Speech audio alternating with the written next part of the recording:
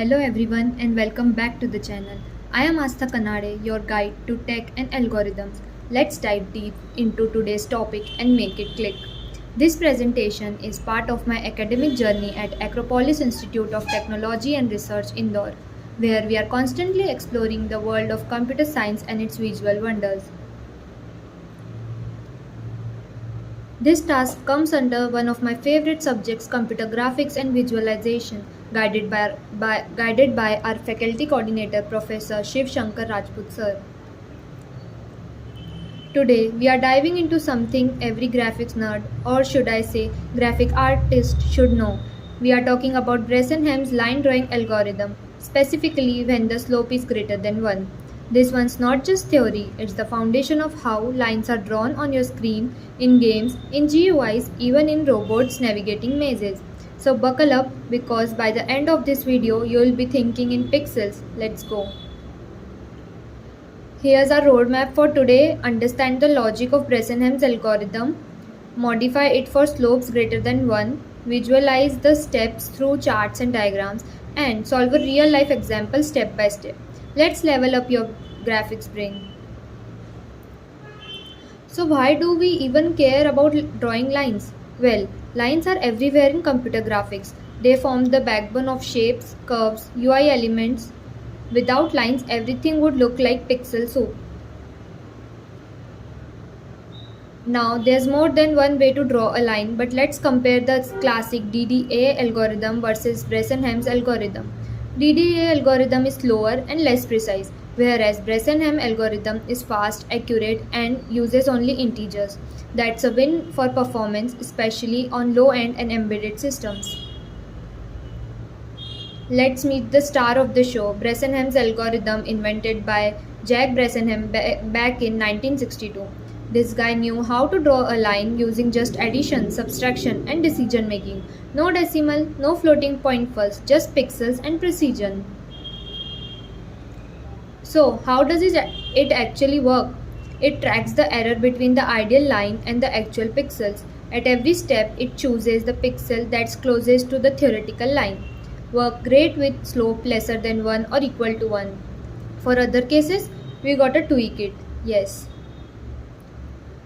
Here's the flow for slope less than or equal to 1. Looks simple, right? But as the slope gets steeper, this version starts to break down.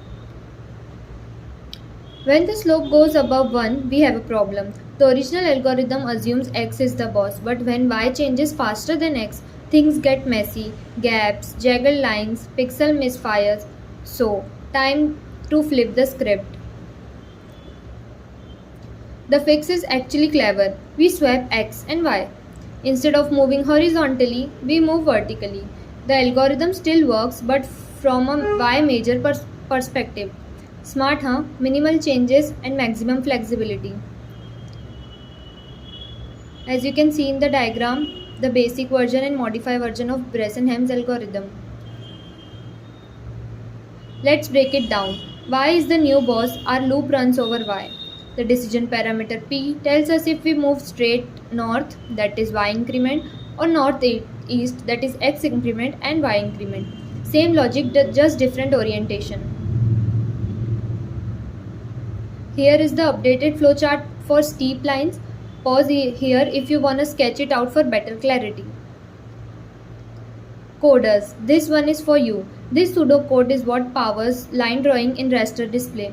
Try implementing it in Python, C++, or even in OpenGL. It's surprisingly satisfying. Alright, let's decode the decision parameter p at each step. If p is greater than or equal to 1, we go diagonal, that is northeast. And if p is less than 0, we go straight, that is north. The formula for p, it's very easy. P equal to 2 dx minus dy. And it updates with every pixel we move, like a compass guiding us. Let's work it out step by step. Here's an example. Let starting point be 2, 1 and ending point be 4, 6. So our dx will be 2 and dy will be 5, thus letting our slope to be 2.5, which is greater than 1. We initialize p as p equal to 2 dx minus dy, that is minus 1. Now we follow the rules, either go n or any based on p. Let's watch how that plays out. Here's our pixel journey in table format. We calculate p, make a decision and log the point. Each step is predictable once you get the hang of it. Honestly, it's like pixel chess, strategic but fun.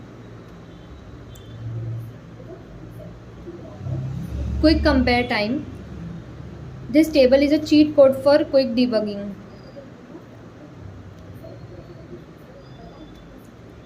Don't fall for these traps like forgetting to swap axes or using wrong formula for p. You can always visualize steps, use graph papers or console logs to trace your path. Pro tip: test edge cases like perfectly vertical or horizontal lines. This algorithm isn't just textbook, it's everywhere.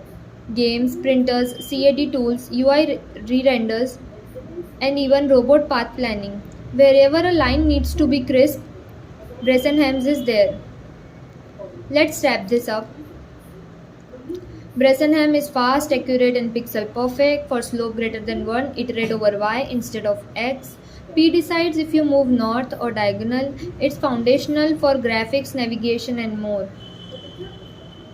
At the end of the day, this isn't just about lines, it's about efficiency and precision. From retro games to modern UI, Bresenham's algorithm helps us to bridge the gap between math and pixel. And that's a wrap. If you have got questions or want me to code this live, drop a comment. Like, share, and subscribe for more computer graphic deep dives. Until next time, keep drawing outside the lines. Thank you, everyone. Hello, everyone.